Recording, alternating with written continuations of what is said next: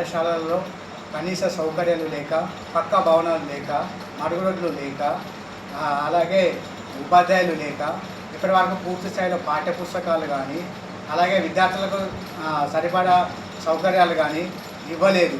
మరి ఈరోజు రాష్ట్ర ప్రభుత్వము రెసల్యూషన్ పేరుతోని గత 23,000 ప్రభుత్వ పాఠశాలను విద్యార్థులు లేరన్న సాకుతోని మూసివేయడం జరుగుతుంది. మరి ఈరోజు కార్పొరేట్ వ్యవస్థను, ప్రైవేటు విద్యా సంస్థలు విచ్చలవిడిగా పర్మిషన్ ఇస్తూ విద్యా వ్యవస్థను మొత్తం కార్పొరేట్ శక్తుల చేతిలో పెట్టి ఈరోజు ప్రభుత్వ విద్యారంగాన్ని మొత్తం కనుమరుగు చేస్తూ ఈరోజు ఉన్నవాడికే విద్యను అందిస్తూ లేని వాడికి విద్య దూరం చేస్తున్నది ఈ యొక్క రాష్ట్ర ప్రభుత్వం. మరి ఈరోజు రాష్ట్ర ప్రభుత్వం కోట్లు ఖర్చు పెడుతున్నామని చెప్తున్నది. మరి ఈ కోట్లు ఖర్చు పెడుతున్న ప్రభుత్వము ఆ కోట్లు ఎక్కడ ఖర్చు పెడుతున్నా అనేది లెక్కల రూపకంగా ఒకసారి ఈ యొక్క రాష్ట్ర ప్రభుత్వము విడుదల చేయాలని మేము అడగడం జరుగుతున్నది.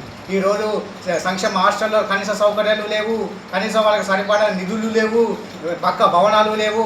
గురుకులాలు ఈరోజు అద్దె భవనంలో ఉండాల్సిన పరిస్థితి ఉన్నది. మరి ఈరోజు రెంట్లు గంటగా ఈరోజు ఖాళీ చేయమని ఈరోజు యజమాని చెప్తున్నది. మరి ఈరోజు అద్దె భవనంలో కనీసం విద్యార్థుల ఫిట్నెస్ లేకుండా పోతున్నది.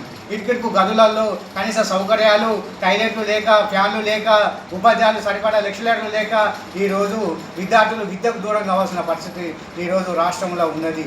మరి ఈరోజు రాష్ట్ర ప్రభుత్వము ఈ యొక్క విధానాలపైన ఈ యొక్క ఎలాంటి సౌకర్యాలు ఉన్నాయన్నది చూసుకోవాల్సిన పరిస్థితి లేదా? రెగ్యులర్ డిఓలు లేరు, రెగ్యులర్ ఎంఈఓలు లేరు, పర్యవేక్షణ కరువు అయిపోయింది. ప్రభుత్వ విద్యారంగం మొత్తం కనుమరుగవలసిన పరిస్థితి వస్తున్నది. ఈరోజు సామాన్యుడికి విద్య అందని వ్యవస్థగా ఈరోజు రాష్ట్ర ప్రభుత్వం ఉన్నది. ఈరోజు ఫీజుల నియంత్రణ చట్టం ఎందుకు అమలు చేయడం లేదు? ఈరోజు తమిళనాడులో అమలు చేస్తున్నారు, మరి మన రాష్ట్రంలో ఎందుకు అమలు చేయడం లేదు? 20% నిరుపేద విద్యార్థులకు విద్యను ఎందుకు అందించలేకపోతున్నారు? ఈరోజు విచ్చలవిడిగా షూ, టై, బెల్ట్, పాఠ్య పుస్తకాలు అనే అంశాలపైన ఈరోజు ప్రైవేటు విద్యా సంస్థలను ముక్కుబిండి పేద విద్యార్థులను రక్తం పీలుస్తున్నాయి. మరి ఈరోజు దానిపైన ఒక నియంత్రమైన చట్టం చేసి ఫీజులపైన ఒక చట్టబద్ధమైనది అమలు చేయాలని ఈరోజు మేము ఈ యొక్క రాష్ట్ర ప్రభుత్వాన్ని అడగడం జరుగుతుంది.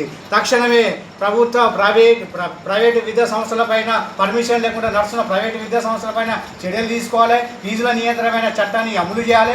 ప్రభుత్వ పాఠశాల మౌలిక వసతులు కల్పించాలి. సరిపడా ఉపాధ్యాయులు కేటాయించాలి.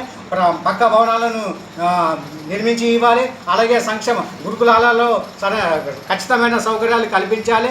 నాణ్యమైన భోజనాన్ని అందించాలి అని ఈరోజు మా యొక్క ఏఐఎఫ్డిఎస్ నుండి మేము ఈరోజు ఈ యొక్క రాష్ట్ర ప్రభుత్వాన్ని డిమాండ్ చేయడం జరుగుతుంది. అలాగే రేపు ఈ యొక్క అన్ని అంశాలపైన కార్యాచరణ తీసుకొని నిజామాబాద్లో జరిగే శిక్షణ తరగతులను జయప్రదం కూడా చేయాలని ఈరోజు మా ఏఐఎఫ్డిఎస్ నుంచి మేము డిమాండ్ చేయడం జరిగింది. ఏఐఎఫ్డిఎస్ వరంగల్ జిల్లా అధ్యక్షుడు జన్ను రమేష్.